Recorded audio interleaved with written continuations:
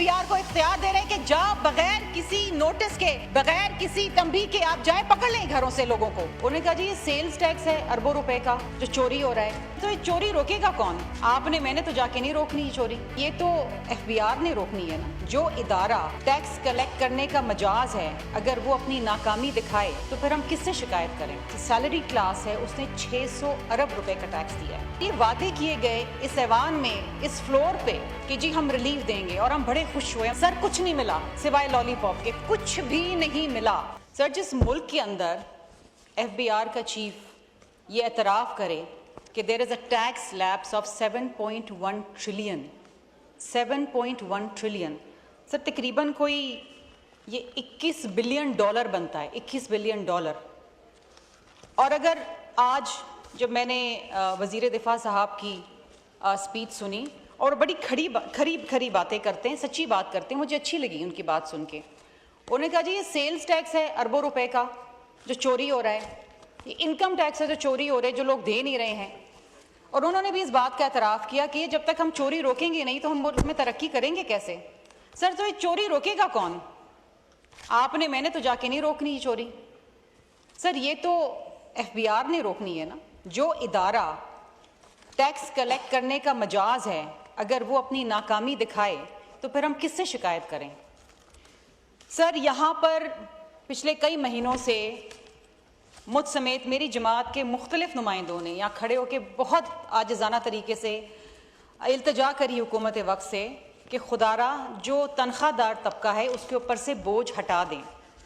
Sir पिछले financial year में जो सैलरी क्लास है उसने 600 अरब रुपए का टैक्स दिया है, 600 बिलियन। सर वही तबका जिसके ऊपर मज़ीद बोझ पे बोझ डाला जाता है, जो पिस चुका है, जो तकलीफ ज़दा है, जो खून के आंसू रो रहा है। और ये वादे किए गए इस ऐवान में, इस फ्लोर पे, from the most important ministers in the cabinet कि जी हम रिलीफ देंगे और हम बड़े खुश हुए, हम सब यहाँ बड़े खुश हुए कि जी ये बजट आ रहा है, इसके अंदर तनख्वाहदार तबके को बड़ा रिलीफ मिलेगा। सर कुछ नहीं मिला सिवाय लॉलीपॉप के, कुछ भी नहीं मिला। सर ये जो इकोनॉमिक सर्वे है जिसको बड़े फैन फेयर के साथ बजट से एक दिन पहले लॉन्च किया गया, उसमें ये कहा जा रहा है और ये हुकूमत कह रही है, एतराफ़ कर रही है कि 10 लाख लोग पिछले साल उन्होंने मुल्क से बाहर नौकरियों के लिए अप्लाई किया और 7.5 लाख लोग जो हैं मुल्क छोड़ के चले गए नौकरी की तलाश में, रोज़गार की तलाश में। सर ये मुल्क का ब्रेन ड्रेन है।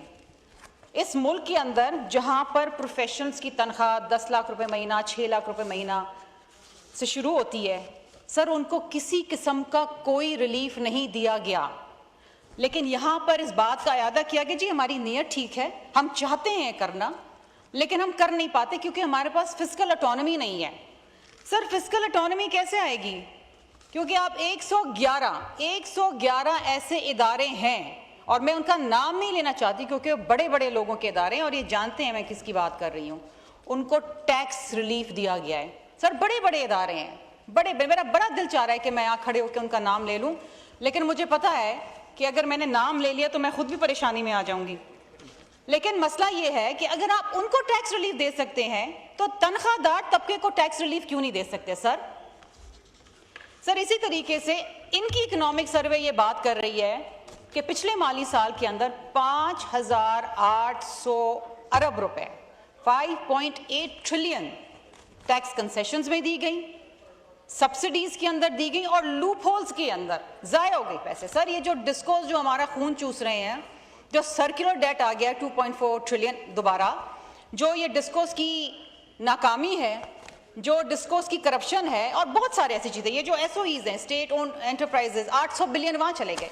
सर ये सारी चीज़ें मिला के अगर हुकूमत रैशनलाइज कर लेती, सिर्फ इस साल में बैठ के सिर्फ ये काम कर लेते, ये 5,800 अरब रुपए को स्ट्रीमलाइन कर लेते, जहाँ जहाँ गलत टैक्स कंसेशन दिए जा रहे हैं, जहाँ जहाँ पर सब्सिडीज दी जा रही हैं जो बड़े बड़े लोगों को जा रही हैं, अगर वो खत्म कर देते सर तो इतना सारा फिस्कल स्पेस आ जाता कि आप तनख्वाहदार तबके को बहुत बड़ा रिलीफ दे सकते थे, इस मुल्क के किसान को रिलीफ दे सकते थे, लार्ज स्केल मैन्युफैक्चरिंग को रिलीफ दे सकते थे। सर ये जो दो इदारे हैं, agriculture, it contributes 24% to the GDP. Sir आपने देखा है उसका हाल क्या हुआ है? कॉटन, मेज, व्हीट सब बर्बाद है, किसान बर्बाद है, पिछले साल खड़े होके यहाँ पर रो रो के हमने बारदाने के ऊपर बात की, रो रो के ऊपर कि कौम को चूना लगा दिया गया, इंपोर्ट कर लिया गंदम जबकि पड़ा हुआ था, किसान मर गया। रोए हम, पीपल्स पार्टी चिल्लाती रही, रोती रही, बोलती रही। सर 3 कमेटियां बैठाई प्राइम मिनिस्टर साहब ने, मुझे उनकी नीयत पे कोई शक नहीं है। 3 कमेटियां, इंक्वायरी कमेटियां बैठाई सर, 1 साल हो गया है, किसी एक इंक्वायरी कमेटी की रिपोर्ट हमारे सामने नहीं आई कि जिम्मेदार कौन है, किसी को सजा मिली, कोई पैसा रिकवर हुआ। वो पैसा ही रिकवर कर लेते सर, अरबों रुपए के पैसे रिकवर करते और देते इन तनख्वाहदार तबकों को, देते इन किसानों को वापस, जिनकी जेबें काटी। आप नैब को छोड़ के अब आप वो इख्तियार एफबीआर को दे रहे हैं कि पकड़ लो जाके, पकड़ लो जाके, जिसको दिल चाहे पकड़ लो। आपने जी आपके एसेट्स कंसील पकड़ लो जाके। सर ये कोई पुलिस स्टेट बनने वाला है? आप समझते हैं यहाँ कोई पैसा लगाएगा? ये सारे लोग जो यहाँ पर आधी फैक्ट्रीज बंद हो गई हैं, जो बाकी 2-4 रह गई हैं, वो बंद करके बांग्लादेश चली जाएंगी। सर कोई नहीं यहाँ पर हाथ लगाएगा। And sir the worst thing is, the worst thing कि ये वो हाउस है जो आइन बनाता है, जो आपको आइन देता है। वी आर पार्लियामेंटेरियंस, हम तहफ़्फ़ुज़ करते हैं सर इस आइन का। ये आइन आपको कहता है आर्टिकल 10 के अंदर, Son, I want to quote this.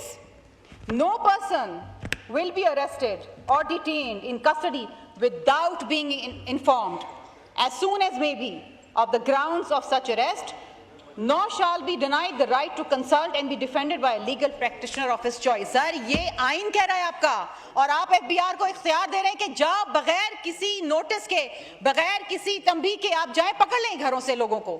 आपने तो कंपनियों को पकड़ लेना है, पकड़ना भी है, पैसे भी वसूल करने हैं, रिश्वत भी लेनी है आपने। सर इस मुल्क के अंदर कोई पूछने वाला है सर? कोई कुछ करने वाला है?